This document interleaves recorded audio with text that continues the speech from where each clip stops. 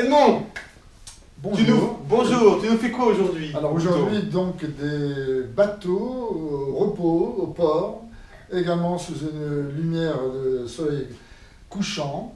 C'est un port de plaisance, c'est un port industriel, mais là on va représenter que des bateaux de plaisance. D'accord, super. Beau sujet, qui se prête bien au travail au couteau. Exactement, avec donc une intensité lumineuse très puissante. Et je précise que c'est fait à partir d'un paysage, ça représente un paysage du Nord, donc, parce qu'on a parfois une lumière exceptionnelle. On a toujours une lumière exceptionnelle. Bon, ok, on y va alors, on y va, au boulot.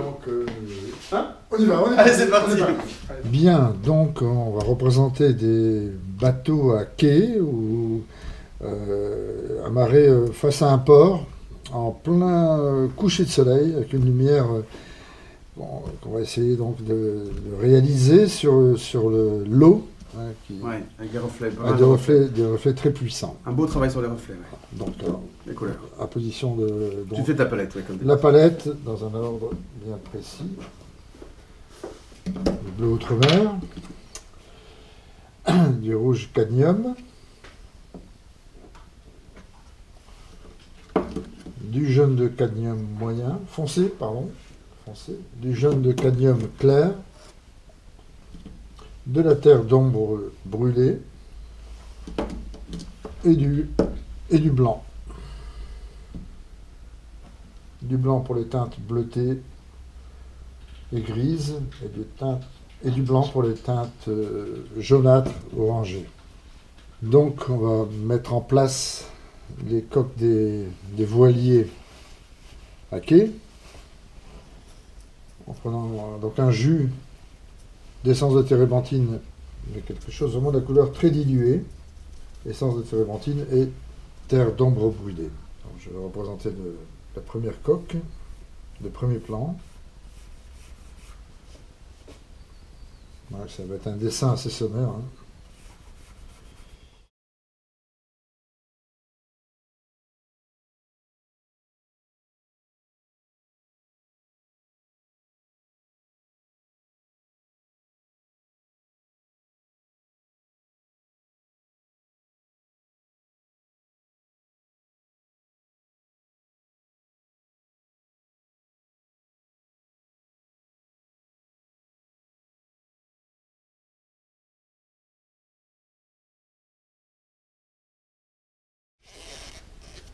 Donc voilà, l'esquisse a été réalisée avec un jus très dilué que je suis pour ne pas être embêté ensuite, de manière à ce qu'il n'altère pas mes couleurs claires.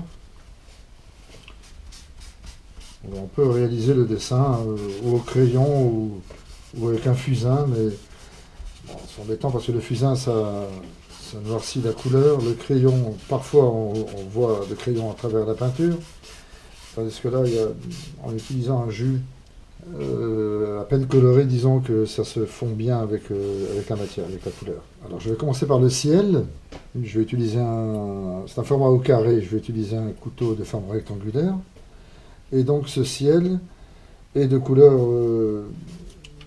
grise, en fin de journée, bleutée, avec une partie orangée. Donc, je vais commencer par la partie orangée, qui est au-dessus de l'horizon. La partie supérieure est en gris bleuté, la partie orangée au-dessus de l'horizon, et qui se reflète dans l'eau.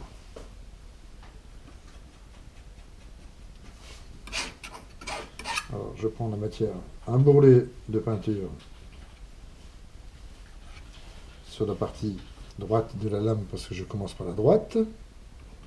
Si je commençais par la gauche, je remue mon bourrelet sur la partie gauche de la lame. Une légère pression, et ensuite on écrase.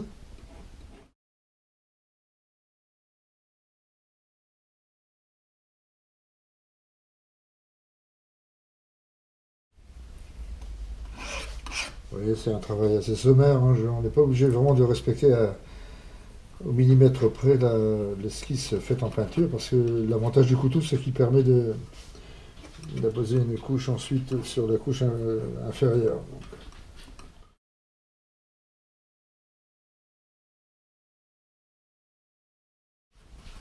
Là, je vais enlever un peu de matière quand même. Sinon, j'aurais du mal à faire mon gris bleuté. Oui. Donc, je garde toujours le même couteau pour faire donc pour représenter l'eau. Une couleur plus claire près du quai et qui devient plus orangée quand on s'éloigne du quai.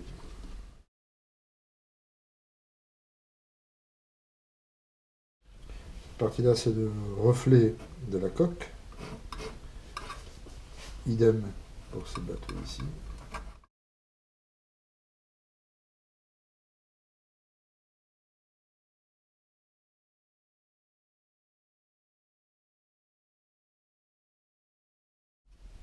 Une partie qui se rapproche donc des quais qui est moins orangée.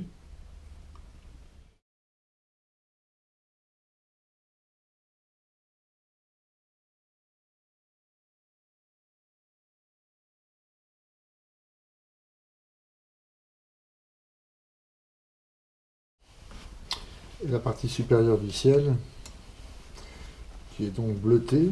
Ça, je suis bien la lame du couteau avec un mélange de bleu outre-mer et de terre de sienne brûlée.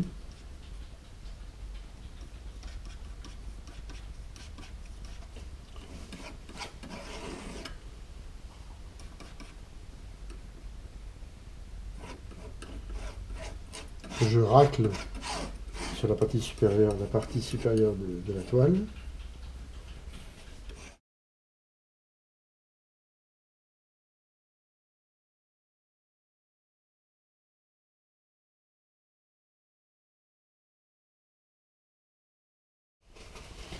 Et donc maintenant, je vais travailler le ciel entièrement en éclaircissant cette partie de bleu très foncé que j'ai posée précédemment. Voilà. Vous voyez qu'on fait le mélange presque à même la toile.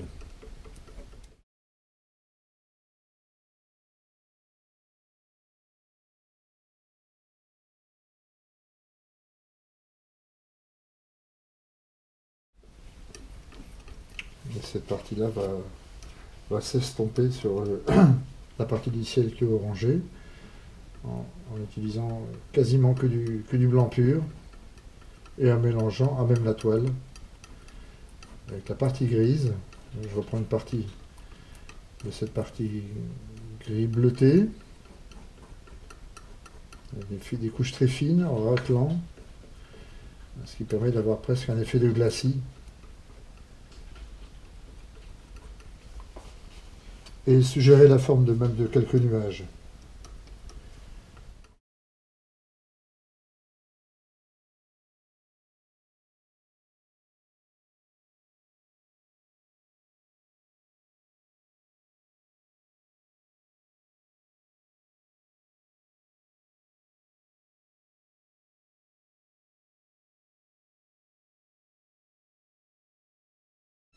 Donc j'estompe la partie claire, la partie foncée dans la partie claire, et vice versa.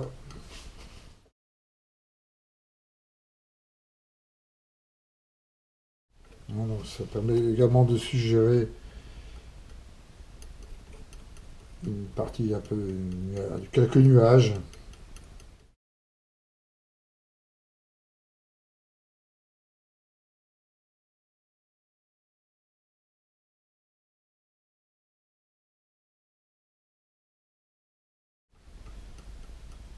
Il ne faut pas que ça soit trop irrégulier non plus, hein, je veux dire, hein, il y a une variété de nuances, hein, avec cette lumière particulière.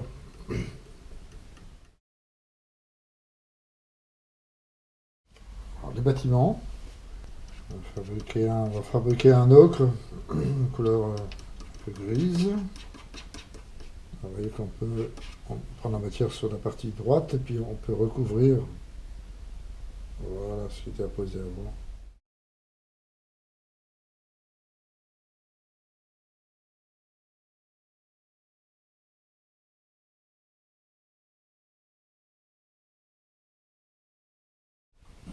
Pour respecter donc la couleur ambiante, les bâtiments sont également de couleur légèrement orangée, des bruns orangés.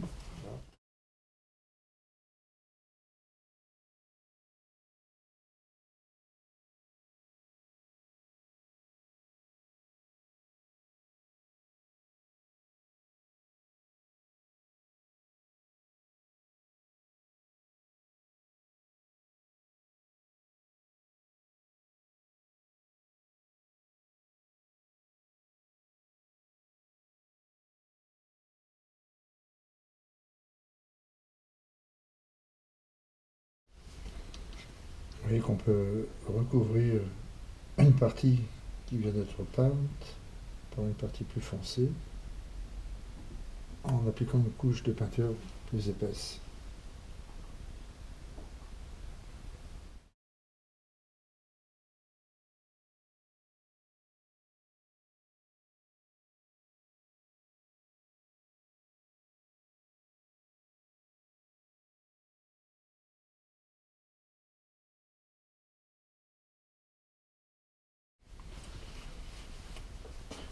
Alors j'appuie à peine sur la lame, elle est à peine posée. Ça permet d'estomper, d'avoir une richesse de nuances plus importante que si on travaillait par épaisseur.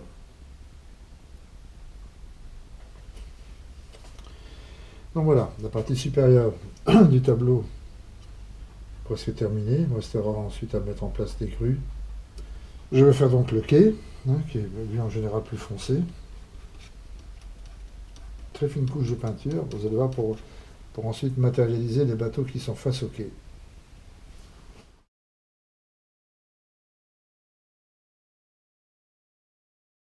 Et ces bateaux qui sont face au quai, on va à peine les suggérer, comme ils sont loin.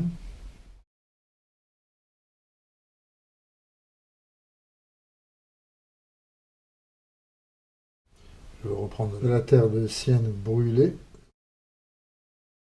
sachant qu'il y a une partie du quai qui se reflète dans l'eau aussi. Voilà. Donc en faisant ce mouvement circulaire, je gratte un peu de matière.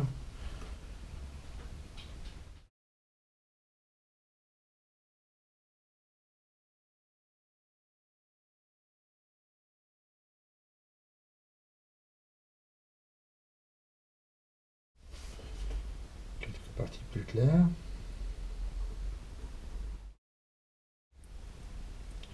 Alors pas petite touche, mais on peut faire une partie plus épaisse si on le souhaite.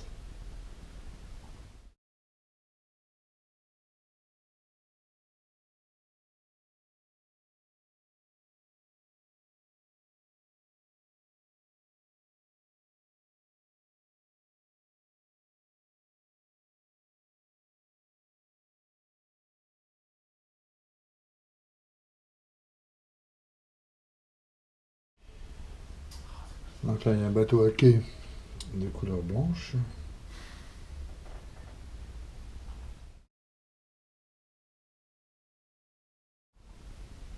Avec le reflet dans l'eau.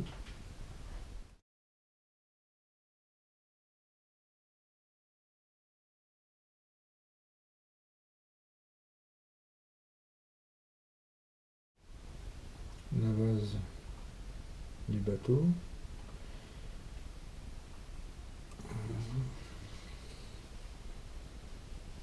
Et sans reflet.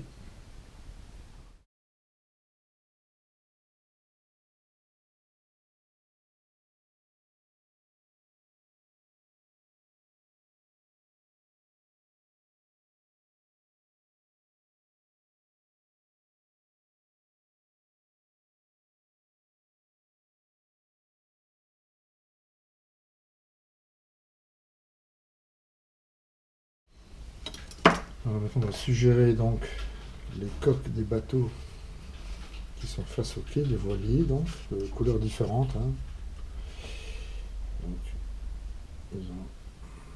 de tailles différentes aussi. Donc on tourne le dos, ces bateaux, la pointe est dirigée vers l'avant, vers le port.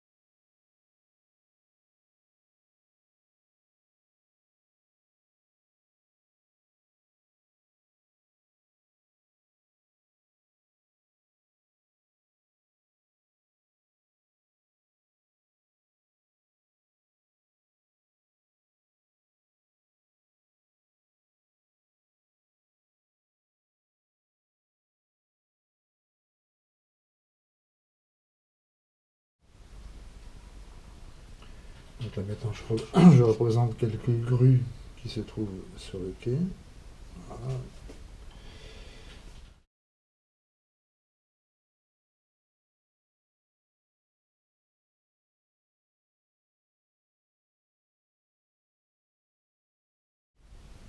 Le reflet de ces bateaux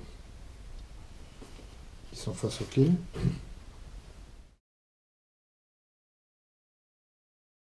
Et les mâts de ces bateaux avec donc un couteau dont la lame est un peu plus large.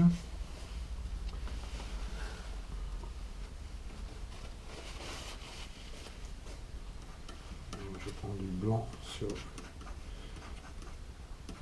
la partie droite de la lame que je tiens verticalement. Je commence par la base et je monte ensuite. Voilà.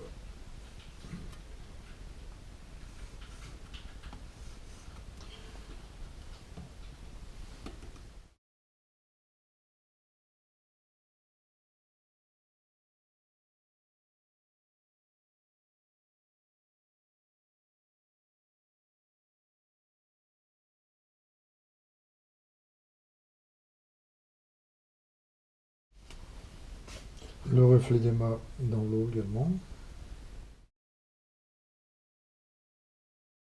Maintenant je vais donc peindre les bateaux qui sont au premier plan. Commençons toujours par ceux qui sont les plus hauts.